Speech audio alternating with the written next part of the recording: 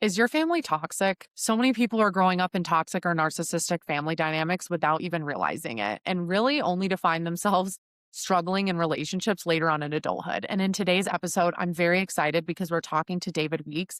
He specializes in CPTSD, narcissistic abuse, and narcissistic recovery. We're going to talk all about the long term effects of growing up in a toxic family and how those experiences shape your attachment style all the way into adulthood and in the relationships that you're experiencing today. We're also going to talk about why setting boundaries can feel so damn difficult. We're going to explore what healing actually looks like and how to begin breaking out down patterns so that you can build a healthier relationship with yourself and with others moving forward. Hi, David. Welcome to the show. I'm so excited to have you. Thank you so much for having me. It's always a gift to be able to share my thoughts and experience. So thank you. Absolutely, yeah, and, likewise on the other end too, I've been following your work, and I've always found everything you say to be very interesting and very helpful, especially for people in the CPTSD community or people who may have suffered from a narcissistic relationship, and I am just really excited to have this conversation. So, to start out, I typically just like to ask folks to go ahead and tell listeners a little bit about who they are and how they got to where they are today. Yeah. Well, again, thank you for having me. And it was definitely is an interesting journey. I feel like most of us who get into the field of mental health, usually we have our own backstories to getting there. Yeah. For me, I very much grew up in a very narcissistic family soup, I call it, really from both sides, mom and dad, and there was a lot of adversity growing up with that. And so what led me into this work was really taking the psychology classes in my undergrad and stumbling across narcissism. And I was like, what's this word? And once I learned it, it was like everything came into color again. I was like, oh, okay. There's a word for that I'm going through. That's different. I thought it was always me. And so that really just like, I think planted the seed for everything else. Went now, like, been doing this for the past 4 to 5 years. Hard to believe, but yeah, and now I help other survivors navigate narcissistic abuse and heal and recover from complex trauma. So yeah, that's how I got here. Well, thank you so much for giving me a little bit of that background. It's so funny to hear you say it like that too. You're like, I just had this light switch moment of, wait, there's a word for what I've been experiencing. And I feel like so many people who are in some of these unhealthy dynamics, whether it's with themselves or with other people, it is kind of just like that. It's like they didn't know that there was an actual word for what was happening to them. So I really like how you explained that. I feel like listeners will definitely resonate with it. And for listeners, we both just want to say, like, we want to define what narcissism is or narcissistic personality disorder. And the reason why I think it's so important is because NPD, narcissistic traits, narcissism, it's all very nuanced. And the fact that there are different definitions kind of helps elaborate on that a bit more. So, we're going to go ahead and talk about our definitions of what narcissistic personality and narcissism are before we jump into this episode. And again, none of this is to ever diagnose or label anyone. This is for educational purposes only. So, David, I'd love to hear what your definition of narcissism or narcissistic personality disorder is for this episode. Yeah, so narcissism, I really see it as having all the ingredients. It is someone who is they have a level of entitlement, need for envy, or believing other people envy them. There's a really superficialness to them. They believe they are more special than other people, that their needs are above anyone else's, uh, and that um, they have a really poor, or I say low empathy. I think that's a huge distinction. Um, they're not antisocial. They know what is good and bad. That's why they're able to be performative. Narcissistic people are very socially perceptive. So they have that cognitive empathy intact. They know to ask the questions, and they can be empathetic in short sprints. That's why, the people will say, I met so and so in like the first 6 to 8 months, they were Mr. or Mrs. Wonderful. They were very attuned to me. They ask all the questions, and I felt so seen. And as soon as like that kind of they know, like, they can show it's usually after the first "I love yous" are said, is when they start slowly, I call it upping the notch a little bit, and they make you more adaptive to this environment. It's not, an overnight thing where they're raging at you or they're abusing you the next night. It's usually small stuff, and they slowly increment it up and test your boundaries. And so I tell people narcissism is not just someone who is just entitled or is just, grandiose. It is someone who has all of these things, right? It's like if someone came and said, "I brought you an apple pie," but it was really an apple, you wouldn't say, "Thanks for the apple pie." You would say, "Thanks for the apple." So, if you added all of the sugar, flour, and you mix it up, you would have apple pie, right? It's the same thing, and it's pervasive. So these are people who are it's in most or all situations they are like this. So it's not just someone having a bad day or someone didn't sleep well or they got bad news. This is someone who on a regular basis exhibits these characteristics. And that's why I say like they're very socially perceptive. Like they're able to read the room. They know being a jerk and being, a toddler in public is probably not a good look. So that's why they save everything behind closed doors. That's why they're able to get away with a lot of this stuff. And that's why a lot of people who abuse their children, they look like fantastic people to the outside. They're your community leader, they're your teacher, they're the neighborhood's religious leader. And so it buys them that credibility that they need, that they are a good person. Mhm. And so that's how I really explain it. And there's a difference between narcissism and narcissistic. Like I have a personality style, you have a personality style. If you got to know me, you'd probably be like, well, David is agreeable with a mixture of conscientiousness and maybe a little neuroticism. And that's David. Right. That's not changing, and so, like, they have a personality style as well. I think really NPD is not terribly helpful. I think the diagnosis NPD sometimes really misses the mark on what narcissism actually is and how it presents, and the statistics we have on it are really not that great because again, it's a lack of awareness. You're not going to have someone who shows up to a therapist's office and do some trial. Usually the reason why they're in therapy is that their life is in flames. They lost their partner, their kids aren't talking to them. They lost their job and they're like, okay, like are they given some ultimatum that like they're not there out of because they're wanting to actually grow and be better people. Yeah. They're the ones who are usually putting others into therapy. That's what Yeah, yeah. No, I appreciate your explanation, and a good point that I thought that you made was like it's not just like having a bad day. It's a pervasive thing. And so, it's not like somebody lost their job and they're having a really bad year and they're just, acting in ways that might resemble NPD traits. This is something that's been going on for a long time, but also the other important nuance is that they do, like you said, represent themselves as, the community leaders and, they're aware of what's right and what's wrong. And so I think that that's a really good way to explain that. I'm going to go ahead and just give for listeners the DSM-5 definition of narcissistic personality disorder. This is the diagnostic criteria that clinicians in the United States use to diagnose this personality disorder. And according to the DSM of empathy, beginning by early adulthood and present in various contexts. So it is classified as a cluster B personality disorder, and that's along with BPD and histrionic personality disorder. So that's more of like the very cut dry, clinical term, but we're really kind of getting into some of the nitty gritty of what narcissism can look like, and particularly growing up in narcissistic families. So I guess, to start out, when we say narcissistic family system, it's, what does that actually look like in real life? And so I'm curious what your perspective is on that.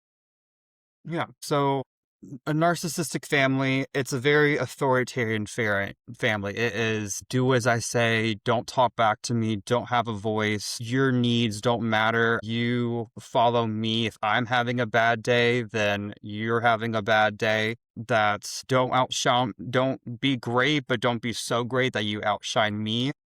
And it's children who develop these, who grow up in narcissistic families really come out of it with complex trauma. I don't see people who are exposed to narcissism how they do not develop complex trauma, because especially as children, like, you are fully dependent upon another caregiver who's saying you don't matter. Essentially, my needs come before you. And so the child can't develop, as themselves. They have to fragment. There's a lot of fragmentation they experience of being the inner critic or being the perfectionist or having that inner bully. And all of that's protecting against this threat that they can't escape because, I often compare people who are in these families as often being raised as a hostage, that you're dependent, it's being dependent upon them. So it's being dependent upon someone who hurts you and you can't leave. Like a child can't, let me go to the nearest bus station and go to the next family. There's none of that. A child can't do that. So they have to conform, whether they like it or not. And that's why children who grow into adults, they have this overwhelming sense of powerlessness. They feel like maybe other people might be bigger than them, or they shrink themselves. They have a lot of trouble making decisions. They don't know who they are. There's a really loss of identity. And so that is what having a usually it's one parent is narcissistic, and the other one tends to be more passive. And Thing. they in a way, I don't know if you looked at Jennifer Fried's work, but when you have a narcissistic partner, you there's a certain level of portrayal blindness that happens, right? You kind of whoosh it away, as what it's called. Like, they might cheat on you, but then you just kind of poof, make it go away, and, like, it's like as it never happens. You totally forget about it. And, you do that because you're dependent upon a system, and it's your brain's natural way of still being in the system, because, attachment is so important to us as species, as humans. I would say attachment is even more important to people, because no other species do you see is dependent upon their caregivers for over 18 years, right? And so attachment is such a defining characteristic of mammals, but people, we are hardwired to be in connection to other people.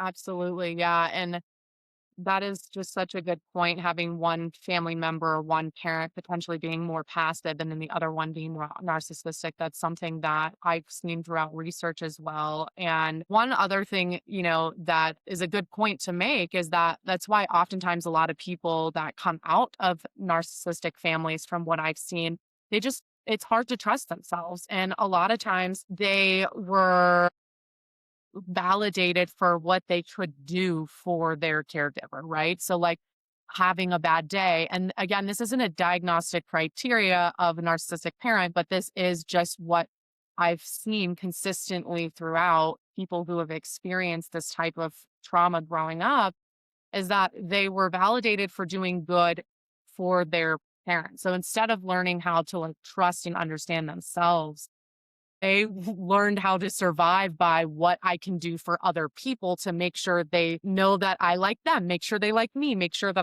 I'm being good, for lack of a better word. Have you seen that as well?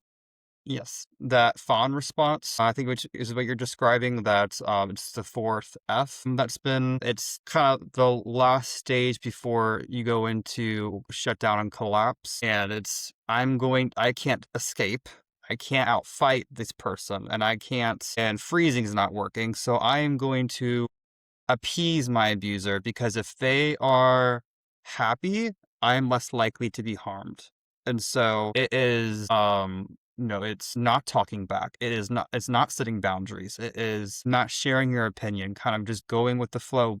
It's like almost being, the cool girl, the one who has no boundaries, the one who it doesn't cause any problems. It's, kind of the go with the flow type of person. And so I think that's what your Yeah. response. Exactly. And that's why I have this whole retired good girls club because we're trying to kind of beat that narrative that I feel like a lot of women already have placed on them, but especially growing up in these narcissistic family structures, it's a lot more pronounced. How do roles like the golden child and scapegoat impact someone later in life? Yeah. So um there's a golden child and then there's the scapegoat. And these are roles that are more subconsciously assigned to the child, but usually the golden child is someone who resembles their parents, whether that is personality wise, whether that is appearance wise. They are the achiever, they're the one getting the good grades, they're the star athlete, they make the parent look good. The scapegoat is usually the one who sometimes, like, you'll see, like, in a co-parent situation, if they resemble the other parent, the narcissistic parent will devalue that because they're reminding of, their partner that left them. Or you might hear that you look just like your father, you look just like their mother. And it's kind of like that backhanded, compliment. It's like, well, what about it? Absolutely. And I think the golden child, for the golden child, they tend to, fall more susceptible of developing narcissism than the scapegoat. I think the scapegoat, there's a chance for them to really heal because the system's not benefiting them. The golden child, they're being told, not you're special, but you're more special than all of these other people, that you are better than all of these other people. And so if you're receiving that on a daily basis, like, of course you're gonna have this pompous attitude of, like, I don't have to wait in a line. Like, who do you think you are? Don't you know who I am? And so there's that. But also, being the golden child can be very destabilizing because if that child does, have that temperament, which is, if people don't know, that's kind of the biological component baked into someone. If someone's temperament tends to be more relaxed, more empathic, it can also have them deal with a lot of shame and a lot of grief that, their parents didn't see them, that they were seen for what they could do, not, they're not being celebrated for their emotions, they're being celebrated for their achievements. And also that, like, their other siblings aren't getting the same treatment, right? And so it's like, well, why are you treating my other sibling so poorly, but you're treating me so, and it also creates this dynamic between this division, because division in people makes it easier to control them. We see this in cults, we see this in leadership and politics. When you divide people, you're able to control them better because they're not um you create a common enemy almost. For the scapegoat, they there's of I say dissociation, more dissociation you would see because they were getting the brunt of all of you're the problem of the family, you're the storage unit of shame for this family. And so they might struggle a little bit more with dissociation, with emotional dysregulation, having a negative self image about themselves that I am bad. Not that what they did to me is bad, but something about me is bad. And that's what we call toxic shame, belief that something fundamentally is wrong or broken about you, and have that disorganized attachment. Of people who have complex trauma, the vast majority of time, they develop disorganized attachment, also known as fearful avoidance, because I call it as never knowing the hand that reaches out to you, if it's going to embrace you or if it's going to hit you. And that instability is very unsettling, especially for children. Children's brains crave structure.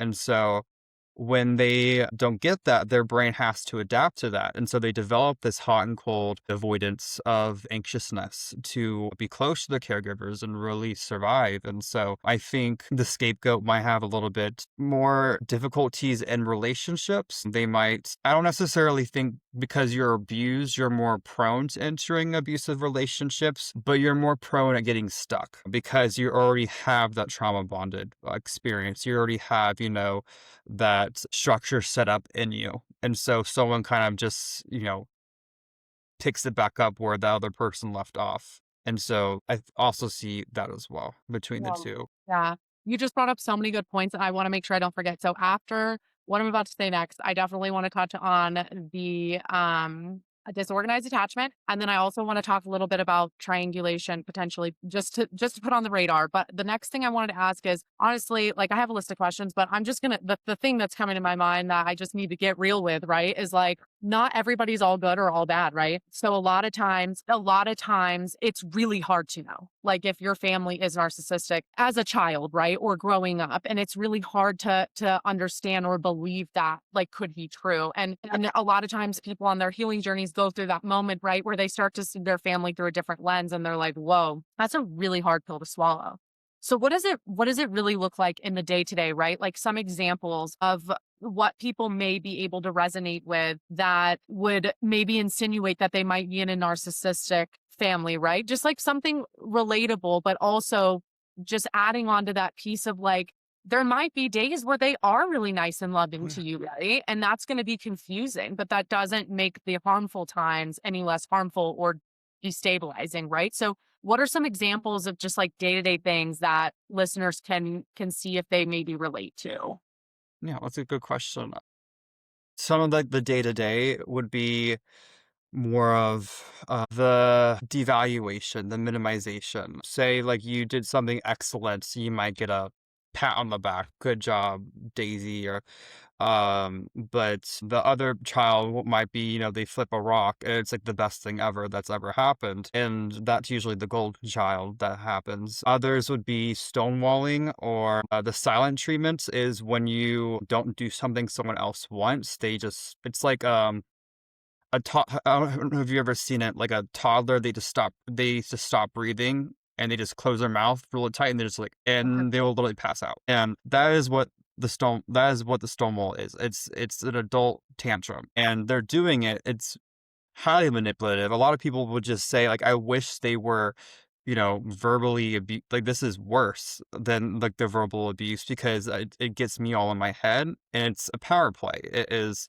a way to destabilize someone. And so I am going to stonewall you so you apologize for my bad behavior. Another thing would be um a child sets a need, like, hey mom, I have could you let's listen to my let's say trumpet playing if you're in the band. And the parent would be like, well, don't you know I have to cook dinner at so and so and that I've been working so hard all day and you're so ungrateful? Who do you think that I just have time to listen to you? Go ask your sister or someone to listen to you. I don't have time for that. That kind of Yeah. that dismissiveness. And there's a lot of you'll see um let's say, the parent chooses. So, like, say a child might not really like swimming, but the parent puts them in swimming. They might want to do basketball,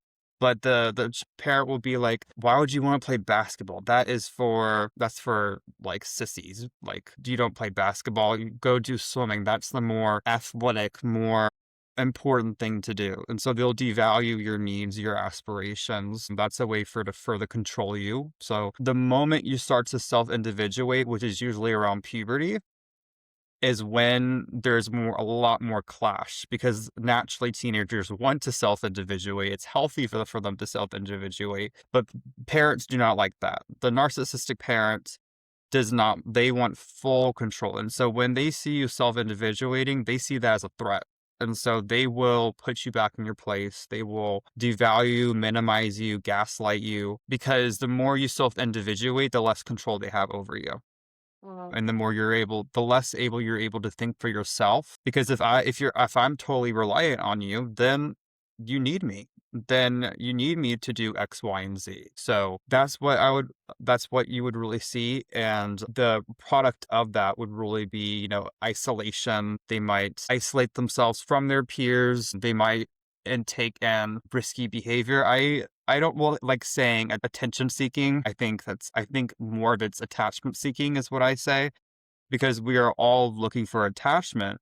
And so when I say to a kid, to a parent, I'm like, no, no, no, like your child is built for attention. That's a good thing. They want attention. When they are not getting that, that is when they run into problems, right? That is when they do that behavior. And I compare it to as if you were starving and you see food on the side of the road, you're not going to stop and ask yourself, is this food good to eat? You're probably going to eat that because you're starving, right? You haven't ate, let's say, in 3 days. When you're starving for affection and love, you will get that anywhere you can find it. And so I think sometimes it makes them more susceptible to being groomed by people, by predators outside of the family system.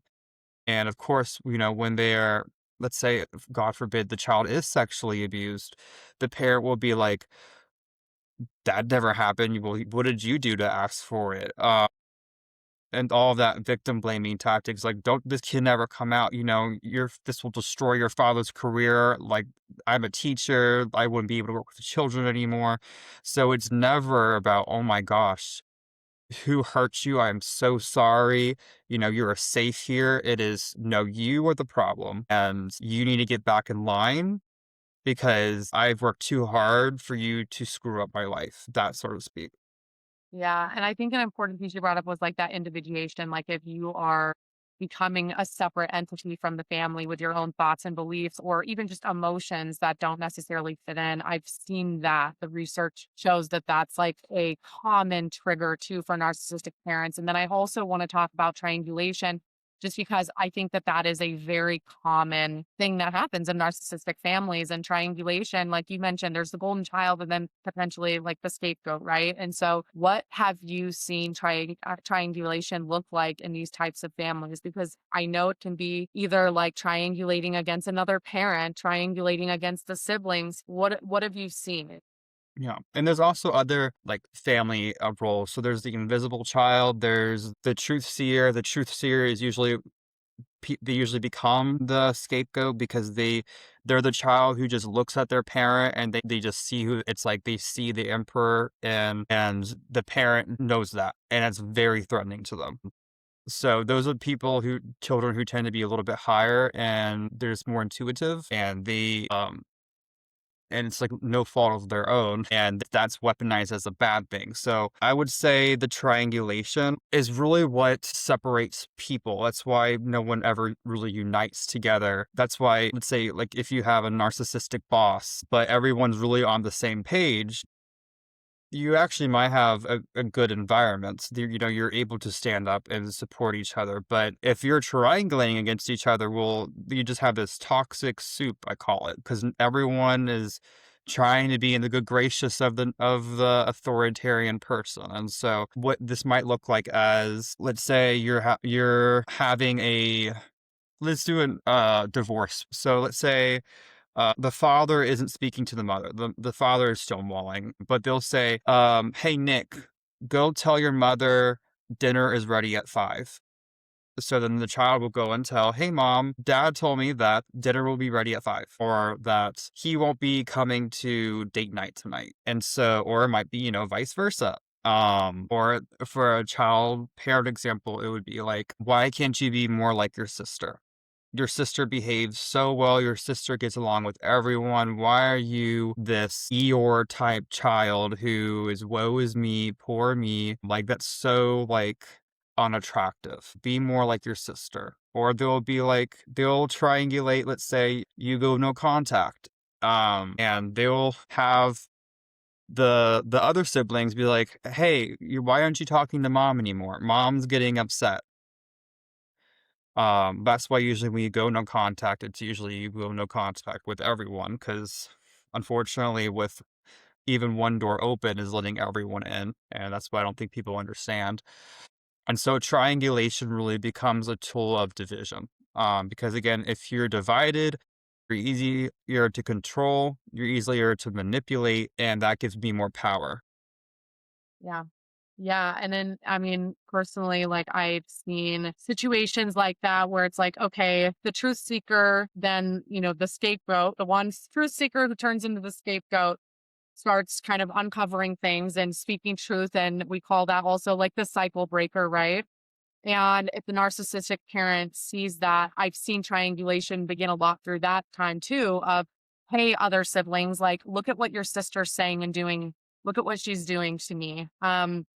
Can you believe that? To try to get other members of the family to also disown this particular person. I think another good example I've seen is talking to a child about the parent and the horrible things that that parent is doing to that person, are very personal things that kind of get the child to potentially view this other parent in a different light and view the narcissistic parent as like the savior role. Those are things I've seen as well. So yeah, I think that that's really interesting. And I think another really important topic and point that you brought up was, keeping one door open is sometimes too much. So oftentimes when people do go no contact, they have to cut off the entire family. What have you seen in terms of like the backlash that happens when someone does kind of start seeing that the narcissistic abuse is happening and does start speaking up and does start withdrawing? I think when the parent like narcissistic people, they are like I said, they aren't dumb. They're very socially perceptive. So when they know you know, it is game on. Like a narcissist loves they love having someone to hate even more they love being envied. Having someone to hate is what fuels them at the end of the day. Um and so but when they know you know, they will either do one of three of these things. They will either start with the love bombing and hoover you back in. Be like, "Oh no, sweetheart, I should have been better as a parent. I'm so sorry. You deserve better." And they'll future fake all these promises. And then, they will, like again, they're short sprinters, so they could have that change for maybe 2 weeks, a month, 3 months, but it's like a rubber band. It's gonna snap back. And then, you're back you find yourself back in the narcissistic family again, or they'll devalue you. They're like, "Who do you think you are? You can't survive without me. Like, I raised you. You're gonna treat me like this. I gave so much to you." So if you are a huge if you're an empath or a highly sensitive person, you'll be like, "Oh no, like the worst thing a person can do is threaten abandonment." Because that is how cults work. That is how, because abandonment, we need other people to survive, even as adults, right? We need other people. That's why being ostracized is like death. It's why we fear it so much. And so they will do that. And for the there's a huge hatred for themselves. um all this is a projection, right? All this is to protect their inner core wounds. You can't see it because you're the one who's receiving it, especially if you're a child. But when they say you're disgusting, I hate you, they're talking about themselves. They can't stand themselves. A lot of people think narcissistic people are confident people. I'm like, no, this is self-loathing. They hate themselves. They are miserable inside. That's why nothing's ever good enough. That's why they're always trying to do the next big thing, the next big achievements. They are the ones who start businesses, the CEOs, they have to be the best, because if they're not, then it triggers their insecurity. What narcissism is some people say is a post-traumatic state, because narcissism is developed in childhood. It's not people aren't everyone's born narcissistic. Babies are narcissistic by nature. It's not, I've ever seen a baby be like, "Oh, mom just got home from, a 10-hour workday. Let me not cry." And So, yeah, make it easy. as much we will probably all love that. We are all born narcissistic. That's why some people who are narcissistic, they really look like a broken inner child. They look like, when I look at someone who's narcissistic, I see a broken child inside. I see a child who's who's wounded, and they're usually stuck between somewhere the ages of like 3 and 5. That's why it's very much that almost childness to them. Yeah. Yeah. So, how would you say that this shows up in adulthood for children who grew up in these environments? For like being narcissistically abused or Yeah. So, for the children who, yeah, grew up in the environments of narcissistic families, how does that kind of impact it, or and how does it kind of show up in their relationships in adulthood? People who have narcissistic families, they tend to, they very much struggle with dating. I would say they can be friendships might be fine, work might be fine, but dating, it's like a battlefield. And that's because it's relational trauma. If I had trauma that was associated with, a shark attack, I'm probably going to be terrified of the ocean. So someone who has relational trauma is going to be terrified of relationships, especially ones that are intimate in nature. And so they will struggle with dating. Like they might cut people off before they can be cut off. They might chase people, but then once it starts to become too serious, they might slowly find themselves disinterested in them and they can never know why. It's like almost like they slowly start resenting this person, and that's because closeness was associated with danger. And so they're going to but they don't know that, of course. It's not like, no one's saying you're my mom or you're my dad, but that's the framework that we have. And that's why I think people who are abused by narcissists, it really steals your life. It really does. I say, that child abuse, the most devastating part about child abuse is that it's is not the abuse itself, it's the fact that it robs your life. So many people wake up, don't realize it until their 40s, 50s, sometimes 60s, and they're like, "Oh my gosh, like, this is my parents, I finally realizing all of this," but then there's so much grief because there's so much time that they were just surviving that they didn't know any of this, and so it's almost like my entire life is gone, and there's a huge amount of, I call complex grief, grief that is goes beyond the normal realm of life expectancy, so, like, losing a child, out of the normal realm of normal life. So having a lost childhood, there's so much grief to that. It's like they might find themselves fantasizing, the sunshine moments, that trauma bond. And that's the thing, like these relationships, they're not all bad. Those are those sunshine moments, and that's what buys you in another day. If you were playing lottery and all you got was of 50 cents, no one would ever get, addicted to gambling.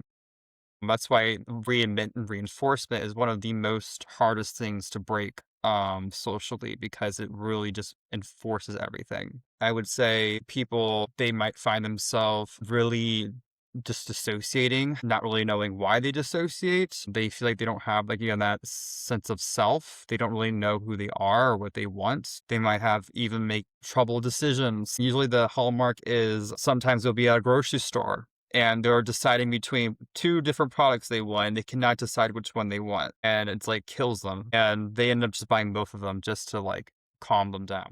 To help them make the Yeah. decision. Yeah. So that is really what I would see post that. And Yeah. my framework is I don't believe you need to forgive someone to heal. I don't think forgiveness is required to heal. I think we push forgiveness prematurely onto people. And then that's when they actually really get hurt. And, it's like asking someone, how can you forgive someone sexually abusing you?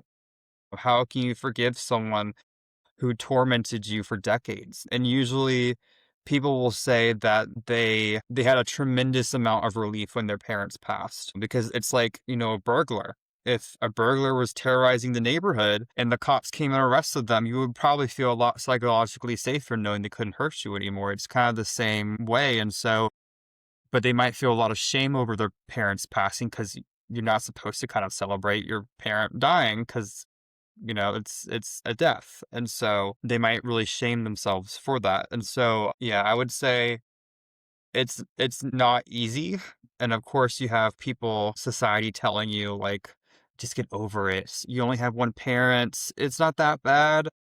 And so I don't think a lot of people understand narcissistic abuse, and what it does to a child.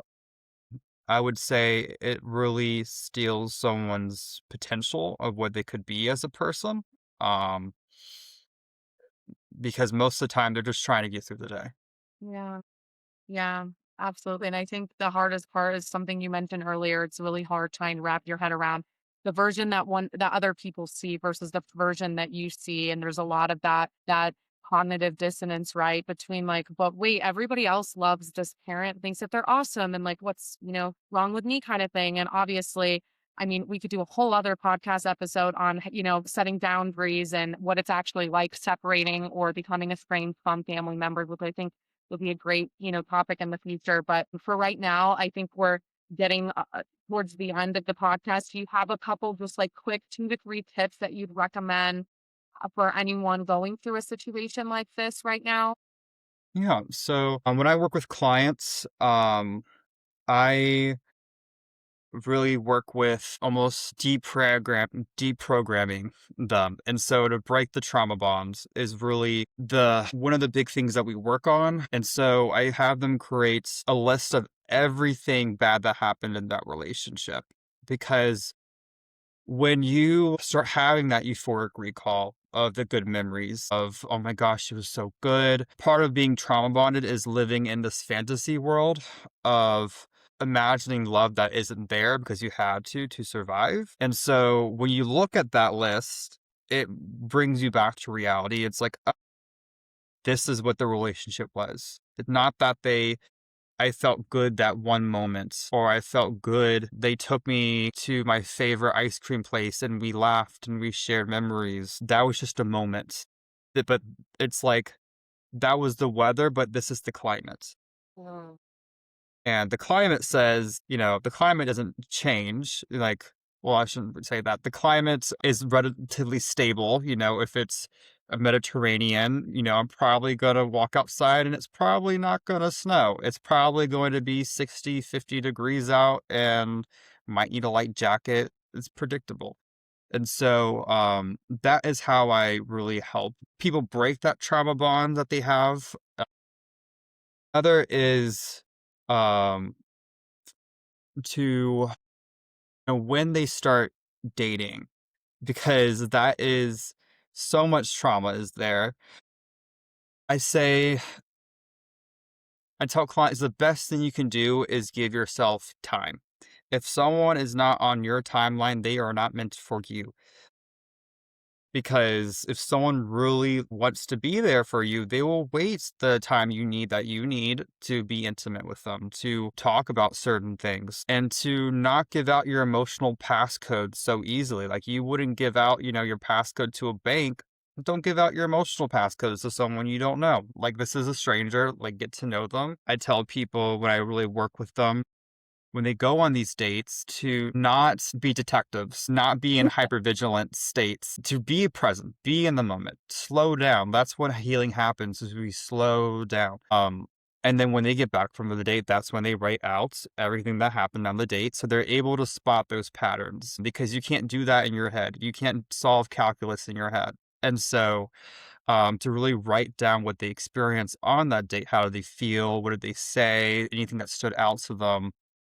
Another thought, I would say a third tip I would give is, um, really just slow down. Not everything, like I said, is an emergency. And a lot of people, when they start healing, they're like, oh, I need to go and do my, drink this kale and go to this fitness program and wake up at 5 in the morning. And I'm like, no, that's overwhelms your nervous system so much. Like, start, simple. And because that's part of the flight response, right? And people don't realize that you can't heal when you're in a trauma response. And so Yeah. it's really slowing down and being present in the moment and getting comfortable with who they are so that they can have, that relationship that they want, because you can't heal in isolation. We weren't built to heal in isolation. And a lot of sometimes the most healing happens is in healthy relationships, to have those corrective experiences that love can be safe, love can be attuned, it's not always met with danger. And so I think those are the like really three things that I can give to people right now. And it's some of the work that I do with people is to really just slow down, be present, and ask the questions, who are you and what are you about? Yeah. Yeah. And like you said, writing it down because you can look back how you felt in the moment and look at the patterns, right? And I think that that's so, so, so, so important. And just before we wrap up, I just want to say to anyone who is going through this and trying to date with any sort of complex trauma or growing up in an unstable environment, such as, what we've been talking about, there's nothing wrong with you. And oftentimes I see that there's this pressure, right, to be like everybody else. So why is it not that easy? Well, I can just hop into this relationship and it should be easy, right? I'm healed. But it's just exactly what David said. Like, you don't have to be on anybody else's timeline, and it's okay for it to look differently for you. It's okay if you have to bring things up more often than your friends or the another person who maybe didn't go through what you went through. It's okay that you might need a different structure or layout in your relationship. And in fact, I encourage people to like really stand in that truth and own it because I think it's powerful and it's beautiful when you can find it. David, where can people find you? Yeah, so people can find me on Instagram at DJWeeks underscore. I'm on TikTok, and people can find me on my website at weekstraumarecovery.com. That's where people can find ways to work with me. I'm growing a community page. I am growing, I have a lot of things upcoming I'm excited about for the summer. So, that is where people can find me. Yay, I love it. Thank you so much. This has been such a great conversation. I feel like we could talk about this for like 7 days straight. Unfortunately, life keeps lifing. Of But again, course, yes. yeah, I really appreciate your time. Thank you so much. Thank you so much. Thanks so much for listening. If